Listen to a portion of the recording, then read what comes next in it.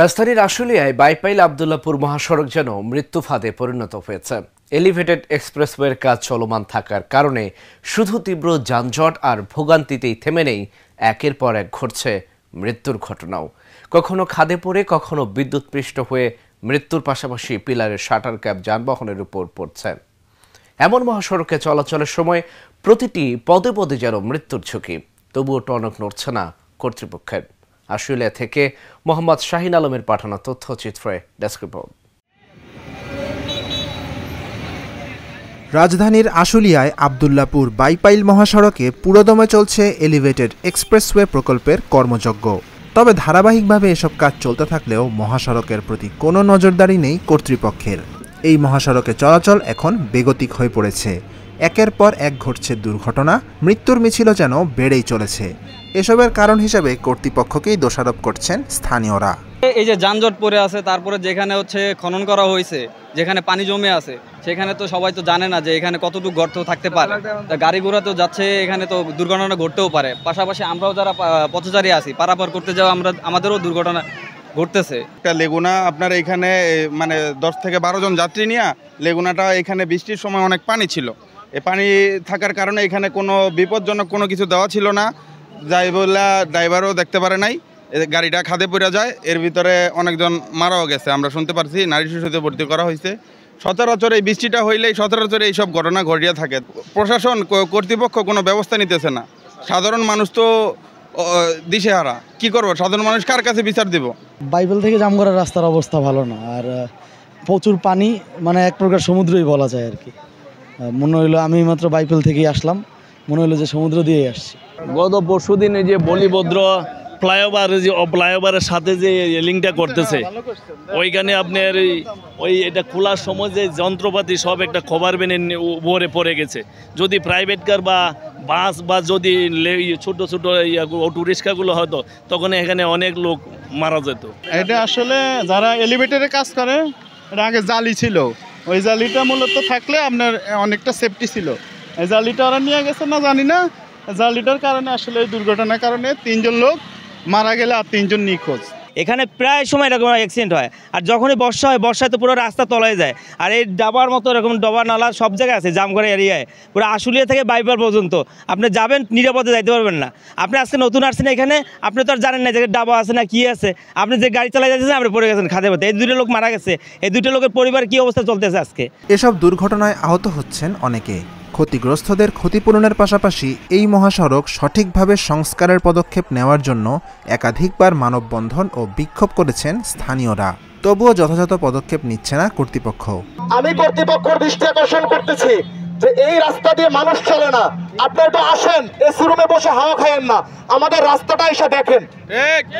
এই রাস্তা দিয়ে মানুষ চলাচল করে না। প্রতিদিন কম হলেও আমার 20 লাখের উপরে শ্রমিক জনতা এই রাস্তা দিয়ে যাতায়াত করে, কিন্তু রাস্তার যে কি পরিমাণে বেহাল দশা। আমাদের কাছে চাওয়া একটাই, যাতে সুন্দরভাবে আমাদের জনগণ, আমরা গাড়ি ড্রাইভার অন্তত আমরা যেন সুস্থভাবে এই রাস্তা দিয়ে চলাচল করতে পারি, জ্যাম মুক্ত। কর্তৃপক্ষ যেন এই ব্যবস্থা নেয়, আর আমাদের দিক দিয়েও যেন দেখে যে আমরা কিভাবে চলতেছি, চলাফেরা করতেছি, আমরা কিভাবে ইনকাম করতেছি। আমাদের ইনকাম সোর্স কিন্তু এদিকে বাইবেল পর্যন্তই। শুধু কর্তৃপক্ষ না, এখানে গাফলতি আমি আসলে সবারই দেখি। সবার বলতে আপনার আজকে জামগড়ার যে ঘটনাটা, একটা লেগুনা পড়ে গেল, তো সেই জায়গায় আপনি যদি খেয়াল করেন, এটার সামনে একটা ফ্যান্টাসি কিংডম, দেন এটার পিছনে একটা খাল আছে, যে খালটা বিগত 17 বছর কোনো খনন না, বরঞ্চ খাল দখল করে রাখছে।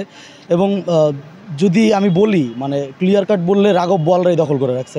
তবে এলিভেটেড এক্সপ্রেসওয়ের কর্মকর্তার সাথে যোগাযোগ করা হলে তিনি জানান, আগামী 4 মাসের মধ্যে সব ধরনের সমস্যা সমাধানের পাশাপাশি সকল ব্যবস্থাও গ্রহণ করা হবে। পাশাপাশি এই মহাসড়কে যেন ড্রেনের পানি না জমে, সেজন্য সকল কারখানার বিরুদ্ধে ব্যবস্থা নিলে দ্রুত সংকট কেটে যাবে বলে জানান তিনি। এই রাস্তার চারিদিকে, রাস্তার 2 পাশেই যে কলকারখানাগুলো আছে, ফ্যাক্টরিগুলো আছে, ডাইং ফ্যাক্টরিগুলো আছে, এদের একটারও ইটিপি নেই। ইটিপি হলো আপনার ইফ্লুয়েন্ট ট্রিটমেন্ট প্লান্ট। একটা ফ্যাক্টরি করতে গেলে আপনার তার নিজস্ব ট্রিটমেন্ট প্লান্ট থাকতে হবে। এই বর্জ্যগুলোকে ট্রিটমেন্ট করে তারপরে এটাকে ভালো পানিটাকে সে বাইরে ডিসচার্জ করবে। এই বিষয়টা আপনার পরিবেশ অধিদপ্তর এটা দেখার কর্তৃপক্ষ, আপনার কলকারখানা পরিদর্শন প্রতিষ্ঠান এটা দেখার কর্তৃপক্ষ।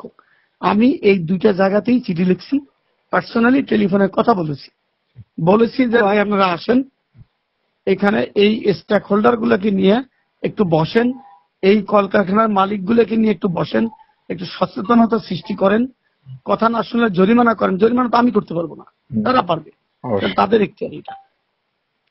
এখন পর্যন্ত তারা আসেনি, যোগাযোগ হচ্ছে, হয়তো বা আসবে। আমরা এখানে ড্রেনেজের ব্যবস্থাও কিছু করতেছি। আমার রাস্তাকে কিন্তু আমি প্রোটেক্ট করব। আমার রাস্তা, আমার দোতলার রাস্তা হবে, উপরতলার পানিও আসবে, নিচের তলার পানিও আমার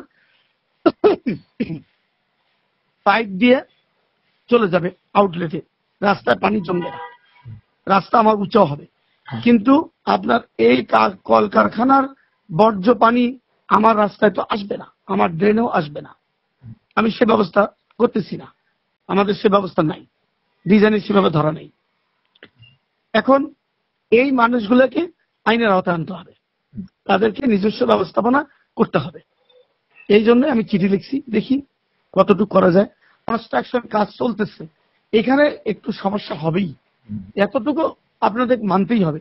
তবে আমি আপনাকে এতটুকু আমি আশ্বস্ত করতে পারি, আমরা ব্যবস্থা নিয়েছি, আমরা এই বর্ষার মধ্যে কাজ করতেছি, আমরা যতটুকু দ্রুত সম্ভব এই ড্রেন সিস্টেম থেকে আমরা কাজ করার চেষ্টা করতেছি। দ্রুত এসব দুর্ঘটনা সহ সকল ধরনের সমস্যার সমাধান হবে, পাশাপাশি নিরাপদ চলাচলের জন্য সকল ধরনের ব্যবস্থা গ্রহণ করা হবে, এমনটাই আশা করছেন স্থানীয়রা।